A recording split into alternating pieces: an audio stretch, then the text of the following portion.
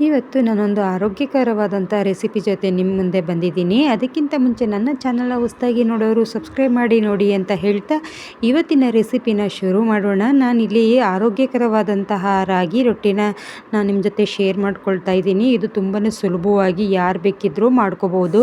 ನಾನಿಲ್ಲಿ ಮಿಕ್ಸಿ ಜಾರಲ್ಲಿ ಅರ್ಧ ಬೌಲ್ ಆಗೋಷ್ಟು ರೈಸ್ ಹಾಗೆ 1 ಬೌಲ್ ಆಗೋಷ್ಟು ರಾಗಿ ಹಿಟ್ಟನ್ನು ಹಾಕಿ ಗ್ರೈಂಡ್ ಮಾಡ್ಕೊಳ್ತಾ ಇದ್ದೀನಿ. ಇದನ್ನು ಹಾಕಿಬಿಟ್ಟು ಈ ಥರ ಗ್ರೈಂಡ್ ಮಾಡಿ ನೋಡಿ, ಯಾವುದೇ ಕಾರಣಕ್ಕೂ ರೊಟ್ಟಿ ಕಿತ್ತೋಗೋದಿಲ್ಲ. ನೋಡಿ ಇವಾಗ ನಾನು ರಾಗಿ ಹಿಟ್ಟನ್ನು ಸೇರಿಸ್ತಾ ಇದ್ದೀನಿ. ನೀವು ಎಷ್ಟು ಜನಕ್ಕೆ ಮಾಡ್ತೀರಾ, ನೀವು ಅಂದರೆ ಫಸ್ಟ್ ಟೈಮ್ ಮಾಡೋದಿದ್ದರೆ ಸ್ವಲ್ಪ ಪ್ರಮಾಣದಲ್ಲಿ ಮಾಡಿ ನೋಡಿ. ಇವಾಗ ಮಿಕ್ಸಿ ಜಾರಲ್ಲಿ ಹಾಕಿ ಒಂದು 2 ರೌಂಡ್ ಇದನ್ನು ಗ್ರೈಂಡ್ ಮಾಡಿದ್ರೆ ಈ ರೀತಿ ಬರುತ್ತೆ. ಈ ರೀತಿ ಮಾಡಿ ನೋಡಿ, ತುಂಬಾ ಚೆನ್ನಾಗಿ ಬರುತ್ತೆ, ತುಂಬ ಸಾಫ್ಟಾಗಿ ಬರುತ್ತೆ ರೊಟ್ಟಿ ಅಂತೂ. ನಾನಿವಾಗ ಇದನ್ನು ಒಂದು ಪಾತ್ರೆಗೆ ಶಿಫ್ಟ್ ಮಾಡ್ಕೊಳ್ತಾ ಇದ್ದೀನಿ. ಇದಕ್ಕೆ ಇವಾಗ ನಾವು ರುಚಿಗೆ ಸ್ವಲ್ಪನೇ, ರೊಟ್ಟಿಗೆ ಅಂದರೆ ನಾವು ರಾಗಿ ರೊಟ್ಟಿಗೆ ಎಸ್ಪೆಷಲಿ ನಾವು ಸ್ವಲ್ಪನೇ ಉಪ್ಪನ್ನು ಹಾಕೋಬೇಕು.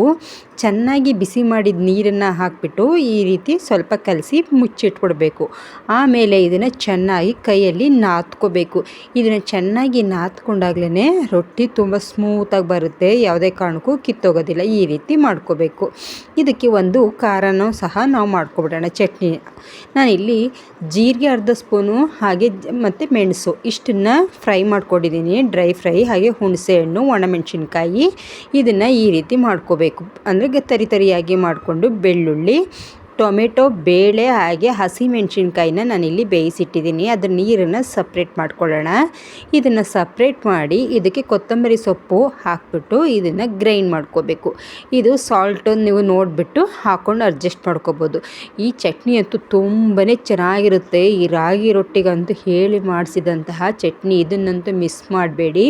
ರೊಟ್ಟಿ ಮಾಡಿದಾಗಂತೂ ಇದನ್ನು ನೀವು ಮಾಡಲೇಬೇಕು ಅಂತ ನಾನು ಹೇಳ್ತೀನಿ. ನಾನಿಲ್ಲಿ ತವಾನ ಇಟ್ಟಿದ್ದೀನಿ. ಇವಾಗ ರೊಟ್ಟಿನ ನಾವು ಯಾವ ಸೈಜಲ್ಲಿ ಬೇಕು, ಚಿಕ್ಕದಾಗಿ ಬೇಕಾ ಏನು ಅಂತ ನೋಡಿಬಿಟ್ಟು ನೀವು ತಟ್ಕೊಬೋದು. ಇಲ್ಲಿ ಒಂದು ನಿಮಗೆ ಟ್ರಿಕ್ಸ್ನ ಹೇಳ್ತೀನಿ, ಕಿತ್ತೋಗಬಾರ್ದು. ಹೊಸದಾಗಿ ಮಾಡೋರು ಇದಕ್ಕೆ ಒಂದು 2 ಸ್ಪೂನ್ ಆಗುವಷ್ಟು ನೀವು ಗೋಧಿ ಹಿಟ್ಟನ್ನು ಬೇಕಿದ್ರೆ ಸೇರಿಸ್ಕೋಬೋದು. ನಾನಿಲ್ಲಿ ಯಾವುದೇ ರೀತಿಯಾದಂಥ ಗೋಧಿ ಹಿಟ್ಟನ್ನು ಸೇರಿಸಿಲ್ಲ, ಯಾಕೆಂದರೆ ನನಗೆ ತಟ್ಟೋದಕ್ಕೆ ಬರೋದ್ರಿಂದ ನಾವು ಇದೇನು ಬೇಡ ಅಂತ ಅನಿಸುತ್ತೆ. ಆದರೆ ಟೇಸ್ಟು ಸಹ ಸ್ವಲ್ಪ ಚೇಂಜ್ ಆಗಿಬಿಡುತ್ತೆ, ಚಪಾತಿ ಟೇಸ್ಟ್ ಬಂದುಬಿಡುತ್ತೆ ಅಂತ ನಾವು ಏನನ್ನೂ ಸೇರಿಸಿಲ್ಲ. ಈ ರೊಟ್ಟಿನ ನೀವು ಎಷ್ಟು ತೆಳು ಬೇಕಿದ್ರೂ ಮಾಡ್ಕೋಬೋದು. ಟೇಸ್ಟ್ ಅಂತೂ ತುಂಬ ಚೆನ್ನಾಗಿರುತ್ತೆ. ಈ ಚಟ್ನಿ ಜೊತೆಗಂತೂ ಈ ರಾಗಿ ರೊಟ್ಟಿ ತುಂಬಾ ಚೆನ್ನಾಗಿರುತ್ತೆ. ಈ ಜ್ವರ ಬಂದಿರುತ್ತಲ್ವ ಅಂಥ ಟೈಮಲ್ಲಿ ಇದನ್ನು ಮಾಡ್ಕೋಬೋದು. ಇಲ್ಲಾಂದರೆ ಯಾವ್ದಾದ್ರು ಒಕೇಶನ್ ಅದು ಇದು ಅಂತ ಎಲ್ಲರೂ ಹೊರಗಡೆ ಹೋಗಿ ಬಂದಿರ್ತೀವಿ, ಮನೆಗೆ ಬಂದು ನಮ್ಮ ಬಾಯೆಲ್ಲ ಕೆಟ್ಟೋಗಿದೆಯಪ್ಪ ಅಂತ ಅಂದ್ಕೊಳ್ತಿರ್ತೀರಲ್ಲ, ಆಗ ಇದನ್ನು ಮಸ್ಟ್ ಆ್ಯಂಡ್ ಶುಡ್ ಮಾಡಿ ಟ್ರೈ ಮಾಡಿ ನೋಡಿ, ತುಂಬ ಚೆನ್ನಾಗಿರುತ್ತೆ. ಅದು ಅಲ್ಲದೆ ಈಗ ಮಳೆಗಾಲ ಬಂತು ಅಂದರೆ ಈ ಥರ ಒಂದು ಹೆಲ್ದಿನೂ ಸಹ ಆಗಿರುತ್ತೆ, ಹಾಗೆ ತುಂಬ ತಿನ್ನೋದಕ್ಕೆ ಟೇಸ್ಟು ಸಹ ಚೆನ್ನಾಗಿರುತ್ತೆ. ಮಕ್ಕಳು ಸಹ ಸ್ವಲ್ಪ ತುಪ್ಪನ ಹಾಕ್ಬಿಟ್ಟು ನೀವು ಈ ಚಟ್ನಿ ಮತ್ತು ರೊಟ್ಟಿನ ಕೊಡಿ, ತುಂಬ ಚೆನ್ನಾಗಿರುತ್ತೆ. ಚಪಾತಿ ಥರ ತುಂಬ ಸಾಫ್ಟಾಗಿರುತ್ತೆ. ನೀವು ಇಲ್ಲ ನಮಗೆ ಈ ರಾಗಿ ರೊಟ್ಟಿ ನಾನು ಹೇಳೋ ಪ್ರಕಾರ ನೀವು ಸಾಫ್ಟಾಗಿ ಮಾಡ್ಕೊಂಡು ತಿನ್ನೋದಕ್ಕಿಂತ ಇದನ್ನು ಸ್ವಲ್ಪ ಅಂದರೆ ಕ್ರಂಚಿಯಾಗಿ ಸ್ವಲ್ಪ ಖಡಕ್ಕಾಗಿ ಬೇಯಿಸಿ ತಿಂದರೆ ತುಂಬ ಚೆನ್ನಾಗಿರುತ್ತೆ. ಅದು ಇನ್ನೂ ಸ್ವಲ್ಪ ತೆಳು ಮಾಡ್ಕೊಂಡು ನೋಡಿ, ಆವಾಗ ತೆಳುವಾದರೆ ಇದನ್ನು ತುಂಬ ಅಂದರೆ ಗರಿಗರಿಯಾಗಿ ರೊಟ್ಟಿ ಬರುತ್ತೆ. ಆ ಗರಿಗರಿಯಾಗಿ ಮಾಡ್ಕೊಂಡ್ರೇ ಈ ರಾಗಿ ರೊಟ್ಟಿ ತುಂಬಾ ಚೆನ್ನಾಗಿರುತ್ತೆ ಟೇಸ್ಟು. ನಾನಿಲ್ಲಿ ಸಾಫ್ಟಾಗೂ ಸಹ ಮಾಡ್ತಾಯಿದ್ದೀನಿ. ಇಲ್ಲಿ ನೋಡಿ, ನಾನು ಚಪಾತಿ ಥರ ಚಿಕ್ಕದಾಗೂ ಸಹ ಮಾಡಿದೆ. ಇವಾಗ ಸ್ವಲ್ಪ ದೊಡ್ಡದು ಹಿಟ್ಟನ್ನು ಜಾಸ್ತಿ ತಗೊಂಡು ಈ ರೀತಿ ನೋಡಿ, ಸ್ವಲ್ಪನೂ ಕಿತ್ತೋಗೋದಿಲ್ಲ. ನೀವು ಯಾವ ರೀತಿ ಬೇಕಿದ್ರೂ ನೀವು ಇದನ್ನು ಮುಟ್ಟಿದ್ರೂ ನೀವು ಎಲ್ಲೂ ಒಂದು ಚೂರು ಸಹ ಕಿತ್ತೋಗೋದಿಲ್ಲ. ಈ ರೀತಿ ಟ್ರೈ ಮಾಡಿ ನೋಡಿ.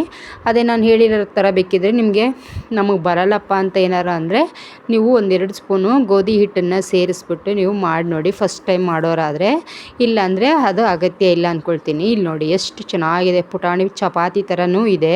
ಇದ್ರ ಜೊತೆಗೆ ಈ ಖಾರನ ಹಾಕಿ ತಿಂತಾಯಿದ್ರೆ ಸಖತ್ತಾಗಿರುತ್ತೆ. ನೀವು ಒಂದ್ಸಲ ಟ್ರೈ ಮಾಡಿ ನೋಡಿ, ಹೇಗೆ ಬಂತು ಅಂತ ಕಮೆಂಟ್ ಮಾಡಿ. ಇದು ಹೊಸದಾಗಿ ನೋಡೋರು ನನ್ನ ಚಾನಲ್ನ ಸಬ್ಸ್ಕ್ರೈಬ್ ಮಾಡಿ ನೋಡಿ ಅಂತ ಹೇಳ್ತಾ ಮತ್ತೊಂದು ರೆಸಿಪಿ ಜೊತೆಗೆ ಸಿಗೋಣ. ಹೊಸ ರೆಸಿಪಿ ಹಾಗೆ ಈಸಿ ರೆಸಿಪಿನ ನಾನು ನಿಮಗೆ ಮಾಡಿ ತೋರಿಸೋದೇ ನನ್ನ ಉದ್ದೇಶ ಆಗಿರುತ್ತೆ. ಅದಕ್ಕೆ ನಿಮ್ಮ ಬೆಂಬಲ ಮತ್ತು ಸಹಕಾರ ಬೇಕು ಅಂತ ಕೇಳ್ತೀನಿ. ಅದಕ್ಕೆ ನೀವು ಮಾಡಬೇಕಾಗಿರೋದು ಇಷ್ಟೇ, ನನ್ನ ಚಾನಲ್ನ ಹೊಸದಾಗಿ ನೋಡೋರು ಸಬ್ಸ್ಕ್ರೈಬ್ ಮಾಡಿ ನೋಡಿ, ಪಕ್ಕದಲ್ಲಿರುವ ಬೆಲ್ ಐಕನ್ನ ಕ್ಲಿಕ್ ಮಾಡಿ. ವಿಡಿಯೋ ಇಷ್ಟ ಆದಲ್ಲಿ ನಿಮ್ಮ ಫ್ರೆಂಡ್ಸ್ ಹಾಗೆ ಫ್ಯಾಮಿಲಿ ಜೊತೆ ವಿಡಿಯೋನ ಶೇರ್ ಮಾಡಿ. ಅನಿಸಿಕೆ ಅಭಿಪ್ರಾಯಗಳನ್ನು ಸಲಹೆಗಳನ್ನು ಕಮೆಂಟ್ ಬಾಕ್ಸಲ್ಲಿ ತಿಳಿಸಿ. ಮತ್ತೊಮ್ಮೆ ಸಿಗೋಣ. Thank you.